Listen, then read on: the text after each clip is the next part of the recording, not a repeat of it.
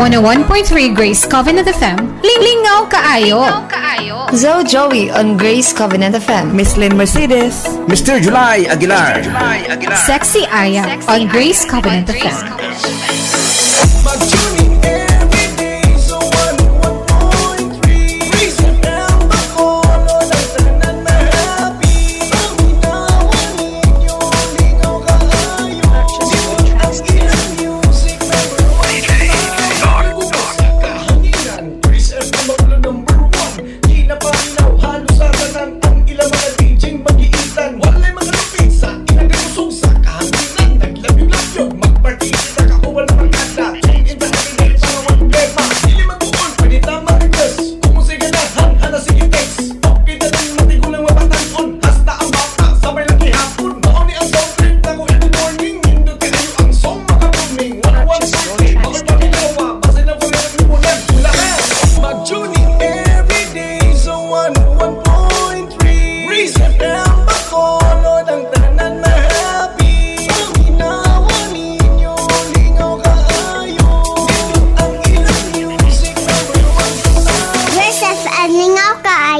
The alternative learning system of DepEd Lanao del Norte is proud to present the learning sessions for the least, the lost, and the last in the province. The program is a viable alternative to the existing formal educational instruction, encompassing both the non-formal and informal sources of knowledge and skills. Dali na mo! Kay sa ALS, kaugmaon mo, sigurado!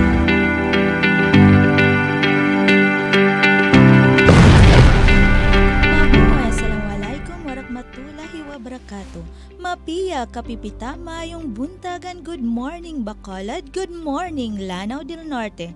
You are now listening to DXGC 101.3 Grace Covenant FM with DepEd program Als Radio sa Kaalam Radio Broadcast. Kami ang inyong sulugoon sa kahanginan. Ako si Marnie R. Surizo o kauban nato karon ang atong mga magtutudlo sa alternative learning system sa Bacolod District. Ung madungog ninyo mga higala ang Als Radio sa Kaalam Radio Broadcast matag Martes sa takna nga alas 11 sa buntag ngadto sa alas 12 sa kaudtuhon. Diin inyong madungog ang mga leksyon o discussion kabahin sa Als kon alternative learning system sa atong junior high school level. Og before ta pagasugdan ang atong mga pagahisgutan karong adlaw, atong pagtimbaya sa atong district in charge Ma'am Josephine B. Vizcaya ug sa atong division als focal person Sir Angelito Barazona, and to our education program specialist of the 2 congressional district of the division of Lanao del Norte, Ma'am Christine G. Timo and Ma'am Ivy Madronero.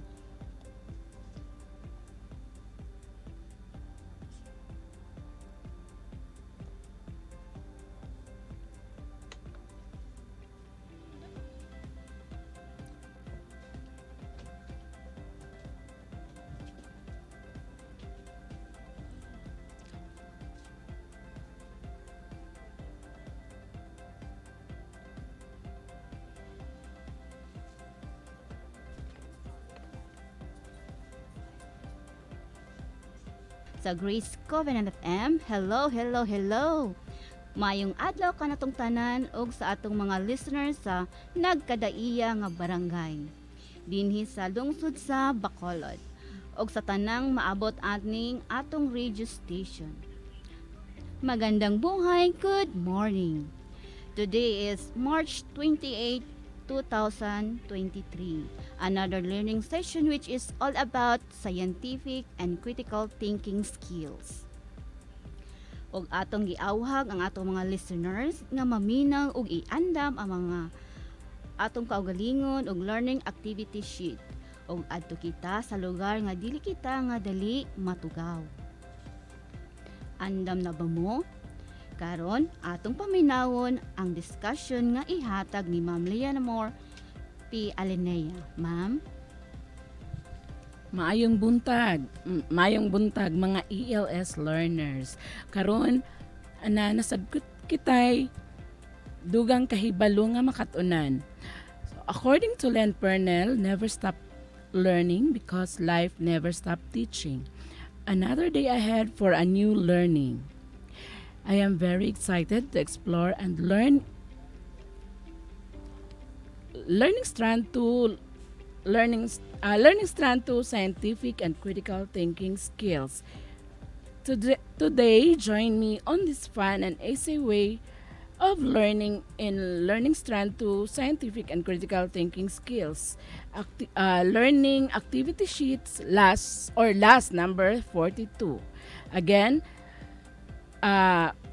learning activity sheets last number 42. Let's dig into our lesson. Today we will discuss about what is all about the sun. The sun is a star located at the center of the solar system. It is nearly perfect ball of hot plasma heated to incandescence by nuclear fusion reactions in its core. The sun radiates this energy mainly as light, ultraviolet, and infrared radiation, and is the most important source of energy for life on Earth. So, importante jud kay nato ang sun no kay dili mo tubo ang mga plants nga moy atong i-intake every day dayon ang mga hayop pod need pod silag sun kay para pod sila mudako og dali. The stars are celestial bodies made up of hydrogen and helium, usually seen as a point of light in the sky. The sun is considered a star because of the following characteristics they have in common. Sun composition consists of hydrogen and helium. And the color of the sun is white but appears yellow through Earth's atmosphere. Its temperature is average. So, dili kay siya init, dili pod kay siya bugnaw. And the size is also average. So, dili siya dako kaayo, dili pod siya gamay kaayo. While the composition of the star is a ball of hot gas made up of hydrogen and helium. So, they are related gid kay sila or kanang nagid siya similarity sa sun. And the color of the stars are red, orange, yellow, white, and blue. Its temperature is hot. So, diferensya pod sila sa sano kay ang sun kay dili man siya init, dili pod siya bugnaw kaayo. Okay, temperature of the star is the hot. Kung red dahil siya, red star is muna siya pinakainit. While napod siya average. So napod tayo gitawag nga cold star. So which is the blue color. The sizes of the stars are big, average, and small.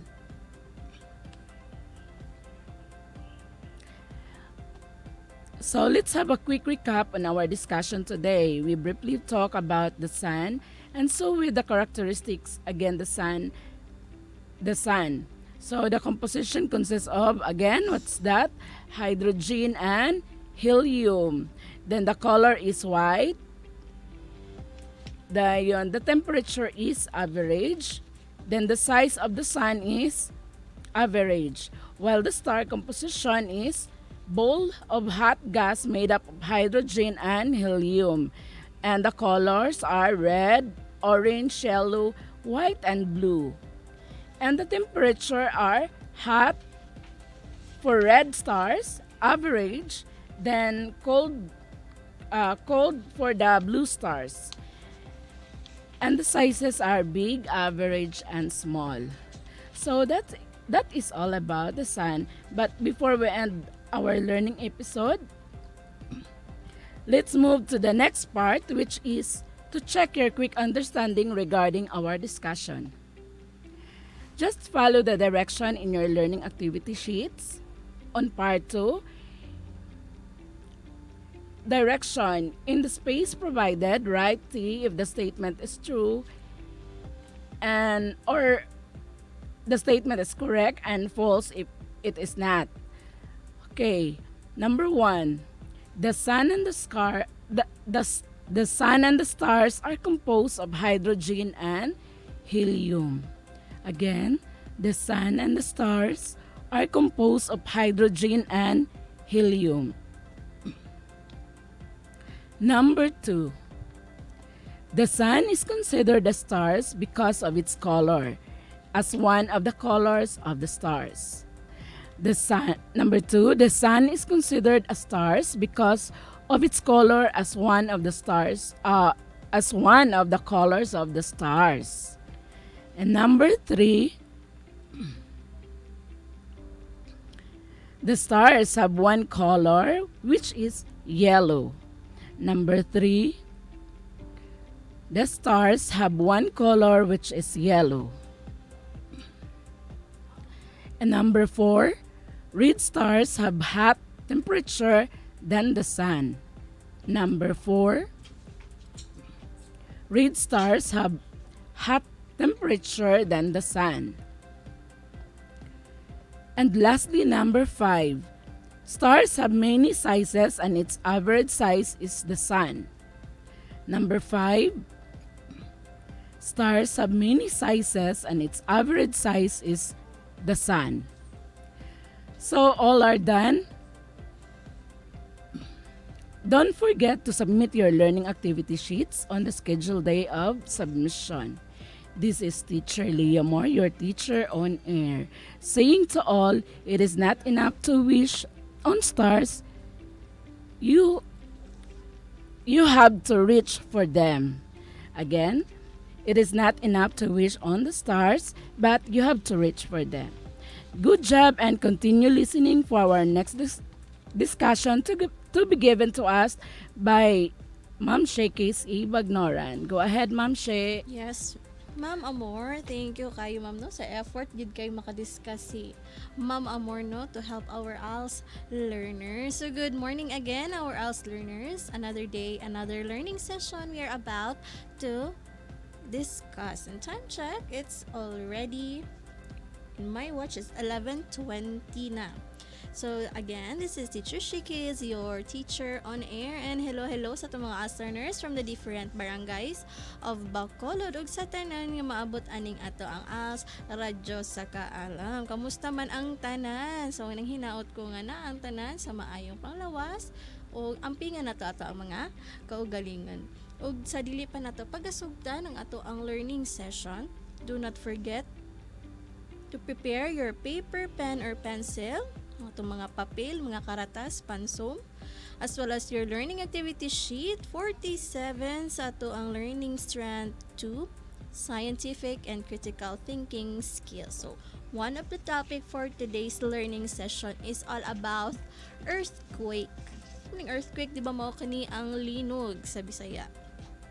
Now, we are going to differentiate the epicenter of an earthquake from its focus, intensity of an earthquake from its magnitude, and also active and inactive faults.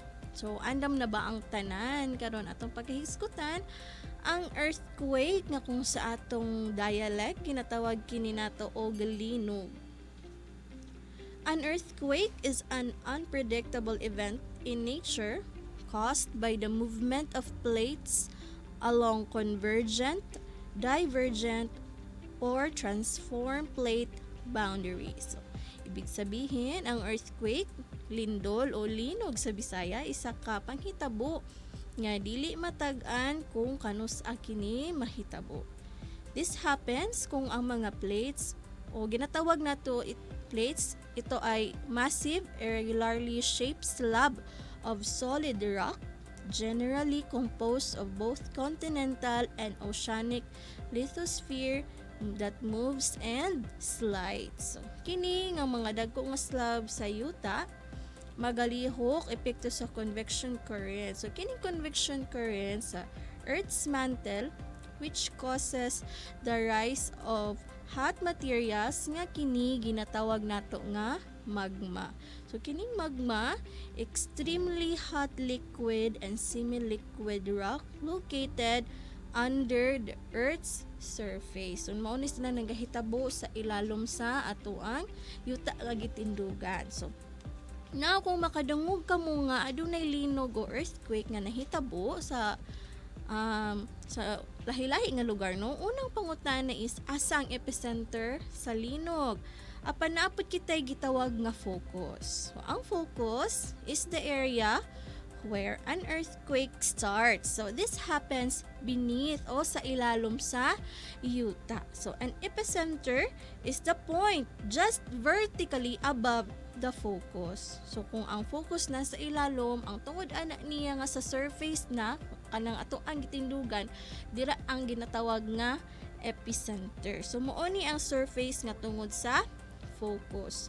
The epicenter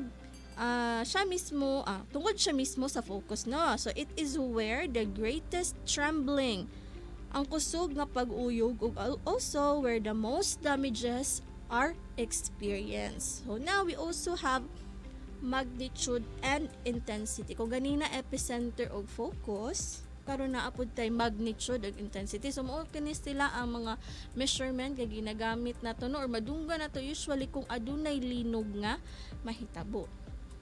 So magnitude refers to how strong the earthquake is, kung unsa ka kusgon ang linog or ginatawag nilang size sa linog. So sa Richter magnitude na kini 8.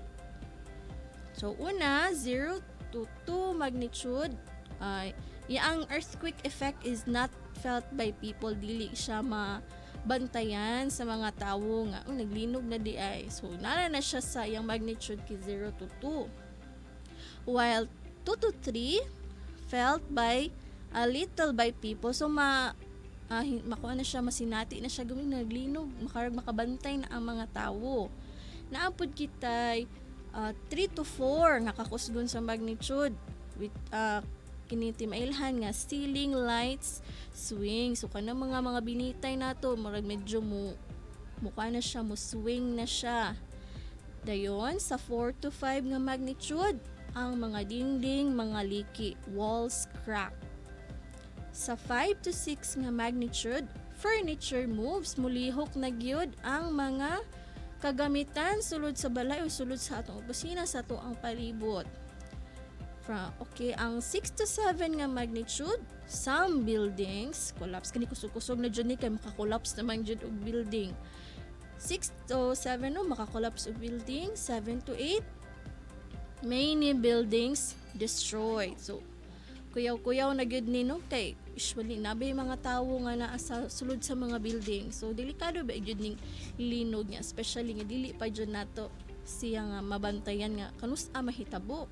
Napud tay magnitude 8 pataas, total destruction of buildings, bridges and roads.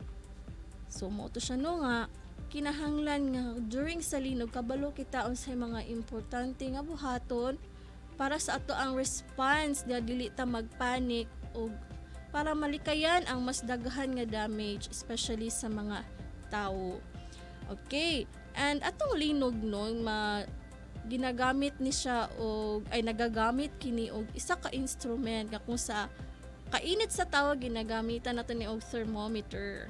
Sa linog, this is measured using the seismogram. So kini siya nga instrument mo ni ginagamit para mahibaw-an unsa ka kusog ang linog nga nahitabo. So mo to ang magnitude no, it is unsa ka dako or unsa ka kusog ang iyahang ang linog, while intensity is the degree of damages caused by earthquake. So and this varies from place to place depending mostly on the distance from the fault rupture area. Mo to siya nga magbase gihapon ang kakusog sa intensity or the degree of damage sa palibot sa epicenter sa kalinog nga mahitabo. Now we also have fault. A fault is a fracture or zone of fractures between two blocks of rock.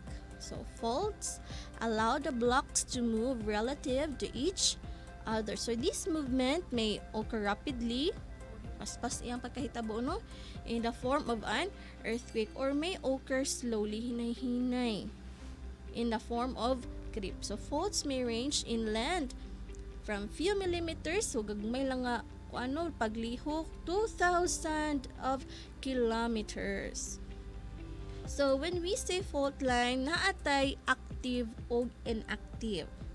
So an active fault is a fault that is likely to become the source of another earthquake, so sometime in the future. So kung active ang kining fault, meaning na nilihok na ni siya sa una pa og naapoy posibilidad nga molihok na sab kini sa at mga musunod na tuig. So mao kini nga fault ang usually nga ginabantayan. So geologists commonly considered faults to be active if there has been movement observed or evidence of seismic activity during the last 10,000 years. So medyo no 10,000 years niya sa patong nga mga tuig.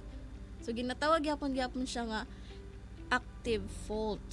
So ginabantayan siya para makabalo pud tanon sa atong mga pangandaman o sa ang mga lugar nga likayan nato pagtukod sa mga dagko nga building para malas pod ang damages nga mahitabo.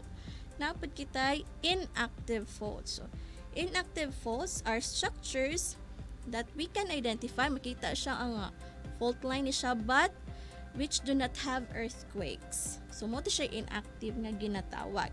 So the Philippines na atay mga active faults that we need to keep watch on. So, liaslay 5, no?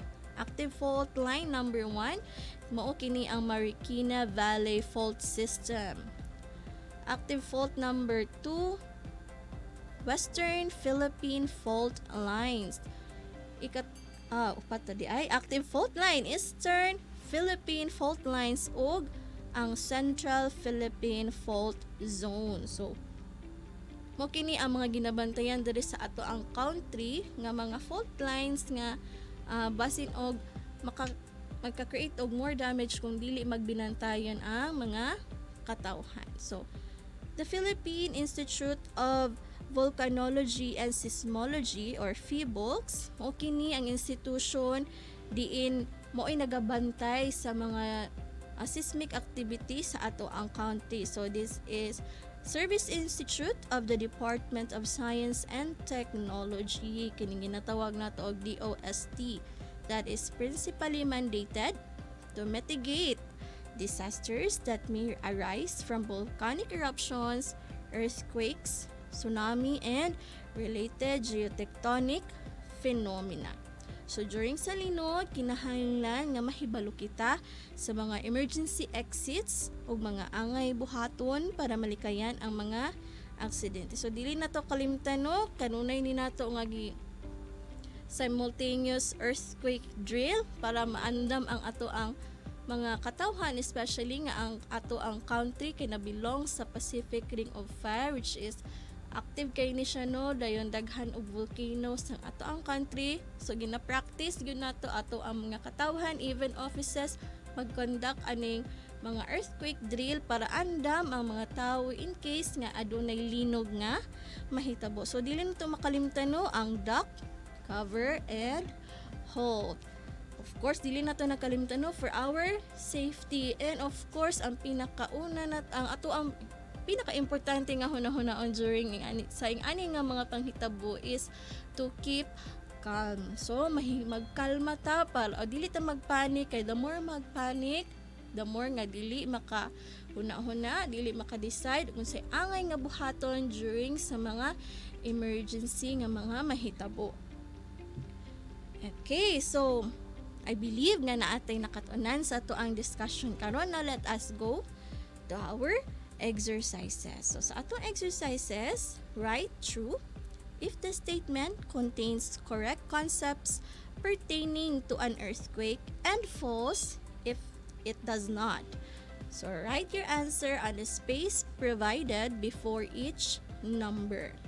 So again, write true if the statement contains correct concepts pertaining to an earthquake, and false if does not.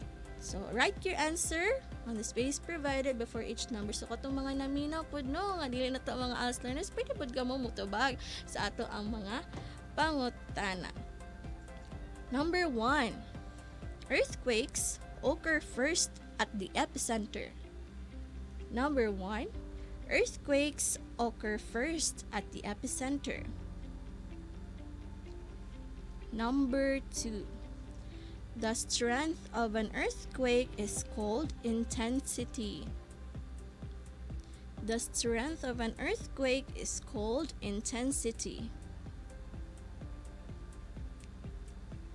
Number 3.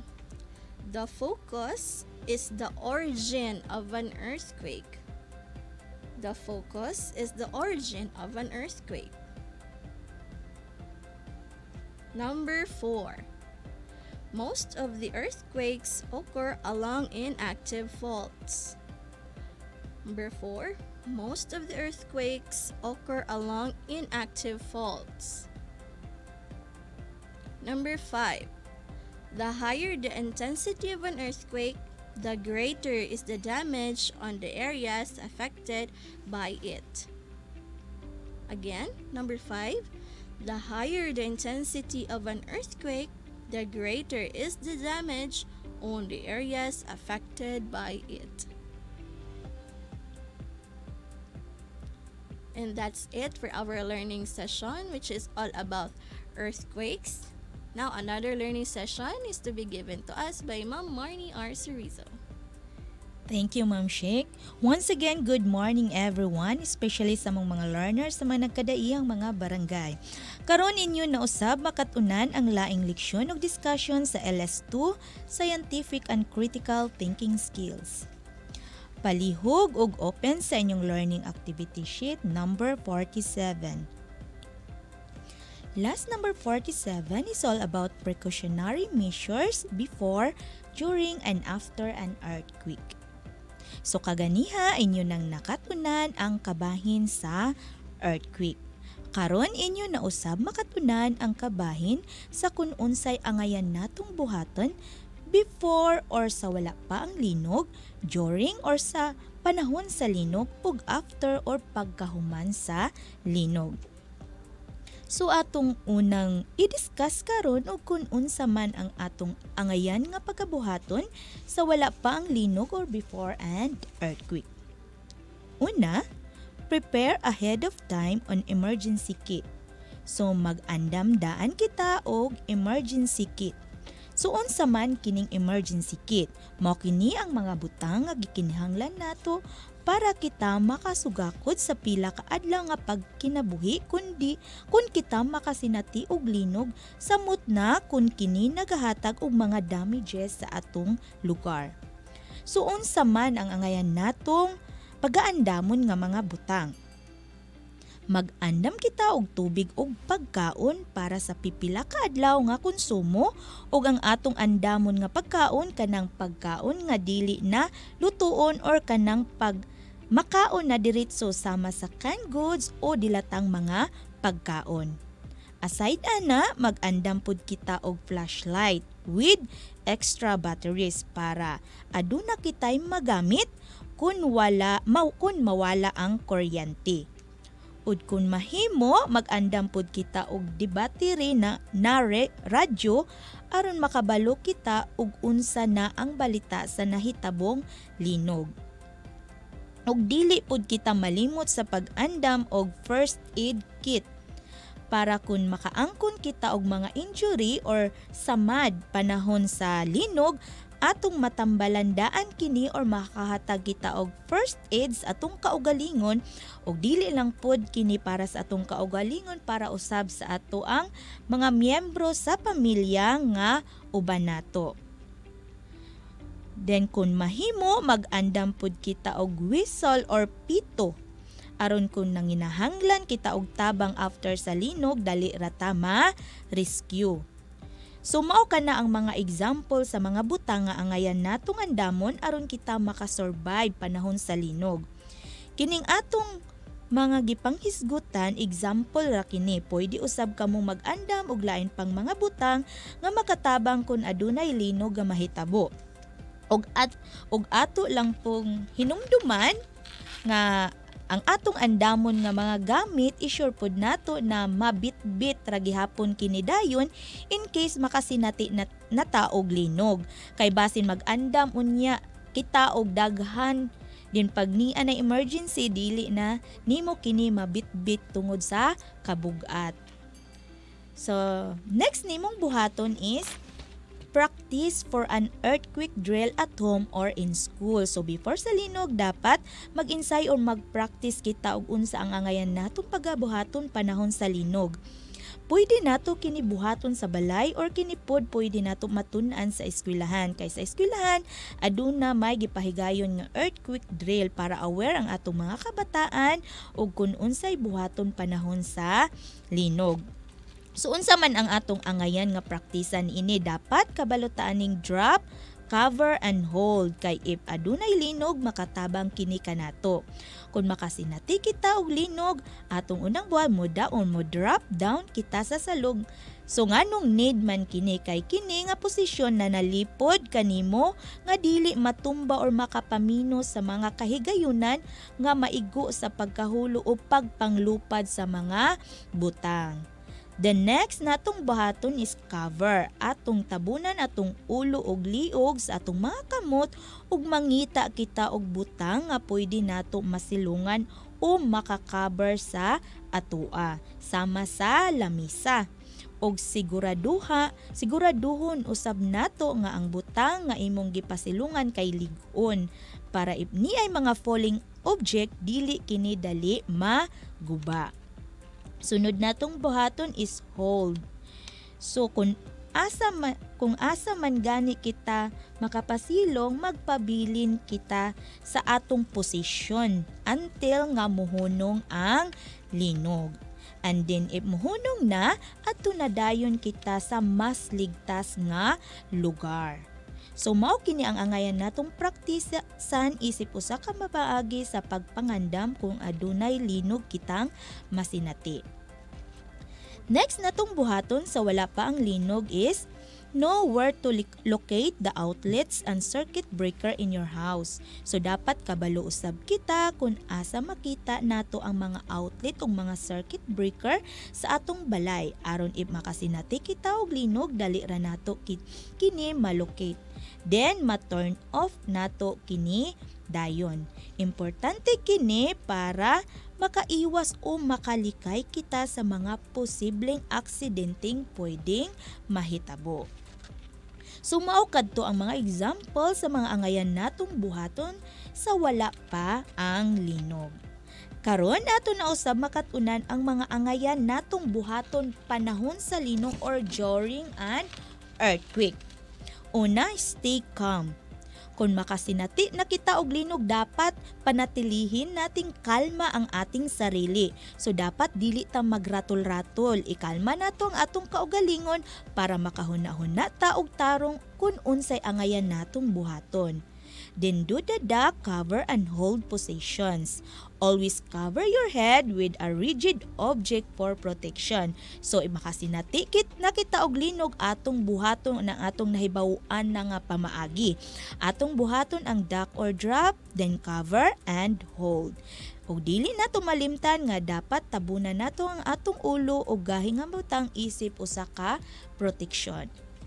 Next, if you are inside the house or building, look for a rigid table and stay beneath the object and hold the legs of the table with your hands. If you are outdoor, go to an open field and avoid steep areas which are prone to landslide.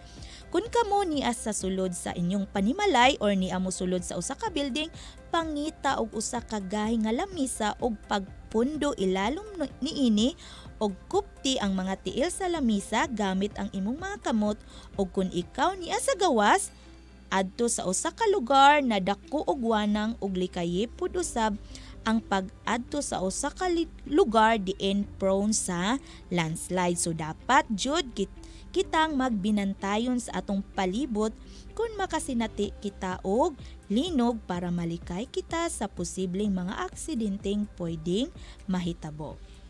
And then, if you are at the beach, leave the place immediately and move to a safer and elevated area for at any instance at tsunami can occur. So, makasinati ka mo og linog, dayon niya kamo sa baybayon, dapat mobiya kamo dayon ana nga lugar ug adto kamo sa ibabaw nga bahin or sa mga ligtas na lugar kay basin adunay tsunami nga mahitabo. So mao kadto ang mga example nga angan natong buhaton panahon or during an earthquake. Karon adto na usab kita sa atong mga angayan na pagabuhaton after or pagkahuman sa linog. Una, check by counting the members who are with you and inspect if there are injuries and casualty. So una nimong buhaton, imo usang lantawon or iphon ug wala bay nawala na miyembro sa imong pamilya or imong inspeksyonon or susihon if aduna bay miyembro sa imong pamilya na samdan or aduna bay nawala sa imong pamilya. Next, when you are at home, do not forget to check or inspect the whole house for any possibility of damages. Inform the local authorities immediately if such situation is observed. Kung niya ka sa inyong panimalay, ayaw kalimti sa pag-check or pagsusi sa tibuok balay if aduna bay mga nangagubang mga gamit. If niya, ipahibalo dayon kini sa mga lokal na mga otoridad. Og ang last nimong pwede buhaton is stay in a safe place, free from falling debris or damages, even from aftershocks. So magpabilin sa ligtas na lugar nga layo sa mga butang nga mga naguba or natumpag na bisan pa sa aftershocks. So bisan pa nahuman na ang linog, dili gihapon kita magkumpiyansa, dapat magpabilin kita sa lugar na mas ligtas aron malikayan nato ang mga aksidente na pwede mahitabo kay basin adunay mahitabo na aftershocks. So mao kini ang mga precautionary measures before, during, and after an earthquake. So karon adto na kita sa inyong exercises. Directions: identify if the following precautionary measures are observed before, during, and after an earthquake. Write your answer on the space provided before each number. Again, directions: identify if the following precautionary measures are observed before, during, and after an earthquake. Write your answer on the space provided before each number. Number 1. Fasten some heavy appliances through the walls of your house. Again, number 1. Fasten some heavy appliances through the walls of your house. Number 2. Use the stairs instead of an elevator if you are inside a building. Again, number 2. Use the stairs instead of an elevator if you are inside a building. Number 3. If you are on a trip, put the car to a stop and remain inside the vehicle and observe. Again, number 3. If you are on a trip, put the car to a stop and remain inside the vehicle and observe. Number 4. Turn on your portable radio and be informed of the current news and notices for aftershocks. Again, number 4. Turn on your portable radio and be informed of the current news and notices for aftershocks. And the last number, number 5. Prepare a family emergency plan and orient the members of the family ahead about the plan.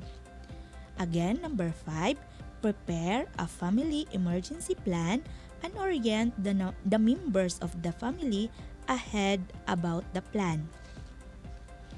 Ug kung mahuman na kamo sa inyong activity, palihog og pasa niini sa adlaw na nasabutan sa pagpasa sa inyong maestra or maestro.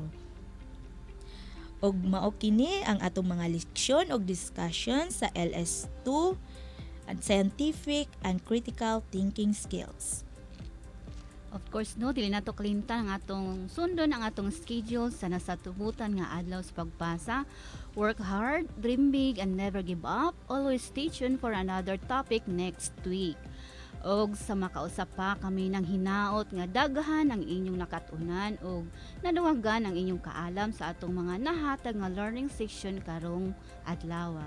And of course, dili nato malimtan og pasalamat ang atong partner sa pag-implement aning atong programa sa Als Radio sa Kaalam, no other than DXGC 101.3 Grace Covenant FM.